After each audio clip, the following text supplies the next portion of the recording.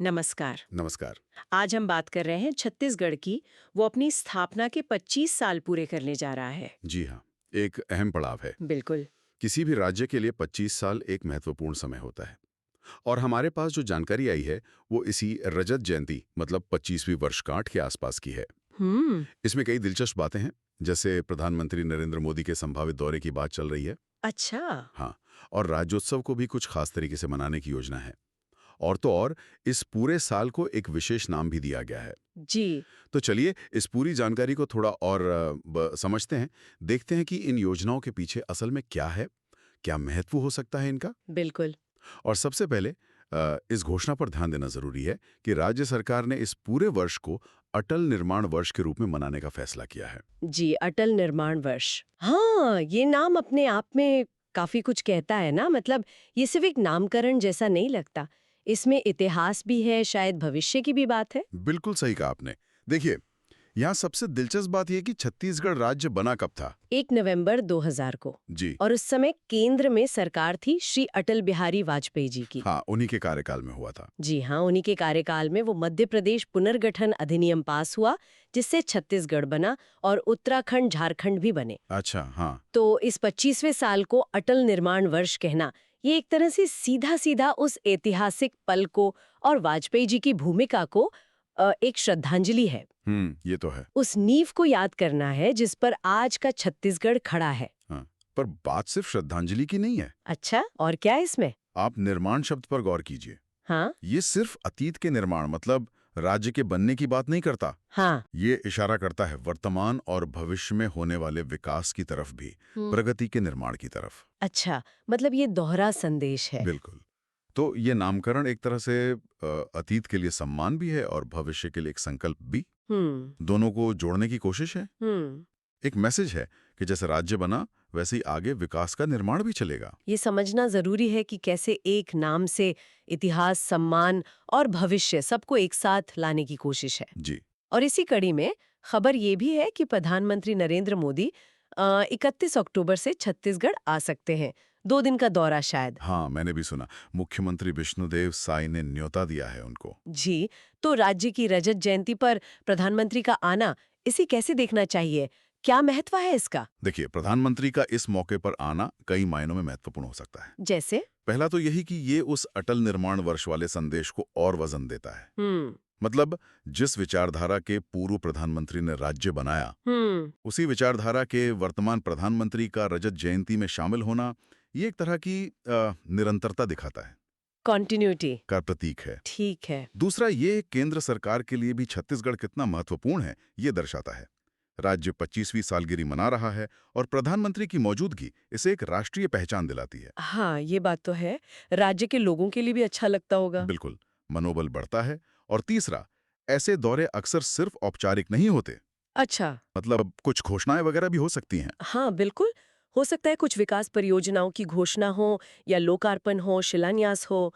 और रजत जयंती के मौके पर ऐसी कोई घोषणा वो राज्य के विकास को एक नई गति दे सकती है, जो फिर निर्माण वर्ष की थीम से भी जुड़ जाएगा। हम्म यानी ये दौरा सिर्फ प्रतीकात्मक नहीं बल्कि विकास के लिहाज से भी अहम हो सकता है। पूरी संभावना है। अब आते हैं समारोहों पर।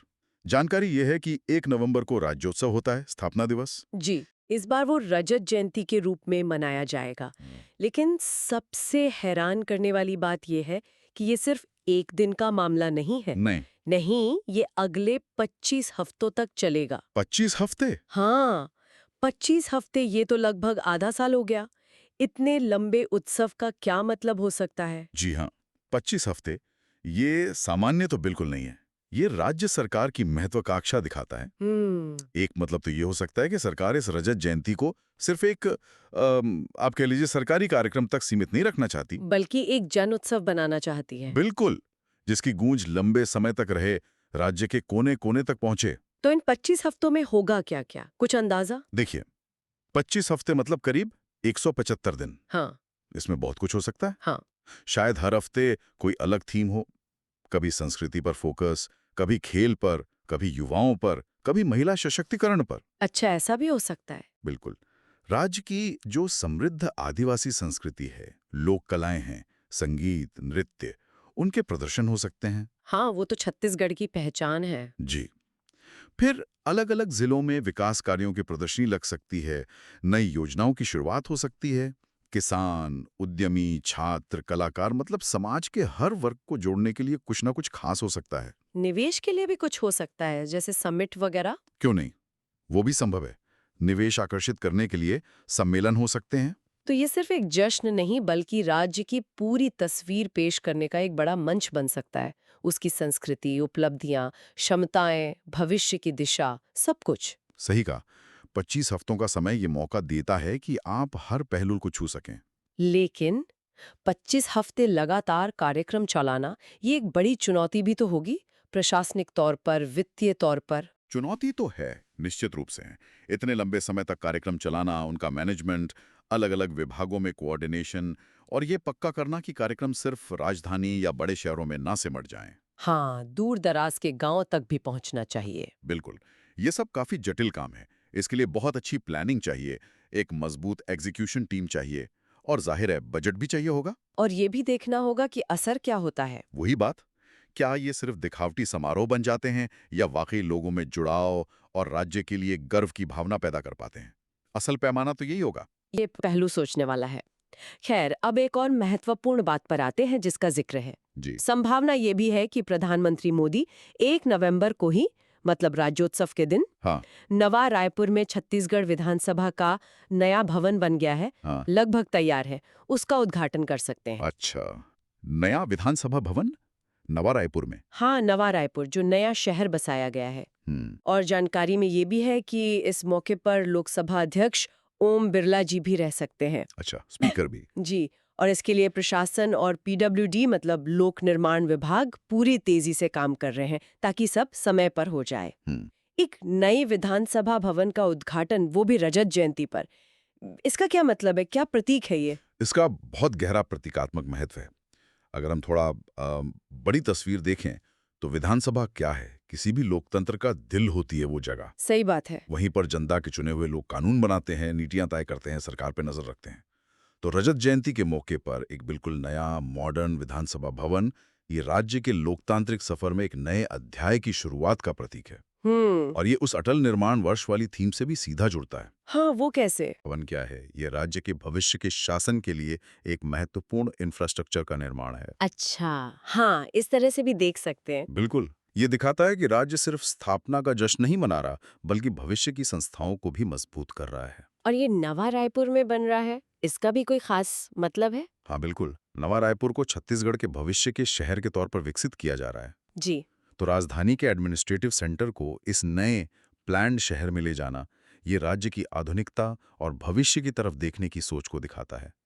नया विधानसभा भवन इस विजन का एक अहम हिस्सा है। और जैसा कि जानकारी में है, ये सिर्फ उद्घाटन नहीं है, प्लान ये है कि उद्घाटन के बाद विधानसभा का सत्र वहीं शुरू हो। हाँ, ये बात इसे और महत्वपूर्ण बनाती है। कैसे? ये दिखाता है कि ये सिर्फ एक प्रतीकात्मक ढांचा नहीं है, इसे तुरंत इस्तेमाल में लाने की तैयारी है, राज्य के विधायी काम के नए केंद्र के रूप में। मतलब तुरंत फंक्शनल हो जाएगा? बिल्कुल, ये एक तरह से कार्यकुशलता और आगे बढ़ने की इच्छा का भी संकेत है। सोचिए, राज्य 25वीं सालगिरह पर अपने लोकतंत्र के मंदिर को नया रूप दे रहा है और तुरंत वहां से काम शुरू कर रहा है। ये अपने आप में एक पावरफुल मैसेज है। ये जानना भी शायद ठीक रहेगा कि सारी बातें आ कहाँ से रही हैं। हाँ, स्रोत क्या है? हमारे पास जो जानकारी है, उसके मुताबिक मुख्यमंत्री विष्णुदेव साई ने खुद ये बातें बताई हैं। कोरबा में एक बैठक थी मध्य क्षेत्र आदिवासी विकास प्राधिकरण की। अच्छा। उसमें जाने से पहले पत्रकारों से बात करते हुए उन्होंने ये सब साझा किया। तो मतलब ये आधिकारिक जानकारी है? हाँ, इससे लगता तो यही है कि ये योजनाएं गंभीर हैं और सरकार इन पर काम कर रही है। तो अगर हम अब तक की सारी बातचीत को समेटें, तो तस्वीर ये बन रही है कि छत्तीसगढ़ अपनी 25वीं वर्षगांठ को एक बड़े इवेंट के तौर पर देख रहा है। बिल्कुल। अटल निर्माण वर्ष नाम देकर इतिहास और भविष्य को जोड़ने की कोशिश है। प्रधानमंत्री के दौरे की संभावना है। नई विधानसभा के उद्घाटन की उम्मीदें हैं, जो नावा रायपुर में राज्य के भविष्य की तरफ इशारा करते हैं। जी। और सबसे अनोखी बात, वो 25 हफ्तों तक चलने वाले समारोहों की योजना, जिसे एक बहुत बड़ा व्यापक जन उत्सव बनाने का इरादा दिखाता है। सही। तो इन सब बातों का कुल मिलाकर क्या मतलब निकालें? ये सब योजनाएं राज्य के लिए क्या मायने रखती हैं? देखिए, कुल मिलाकर ये साफ है कि छत्तीसगढ़ अपनी रजत जयंती को यादगार बनाने में कोई कसर नहीं छोड़ना चाहता।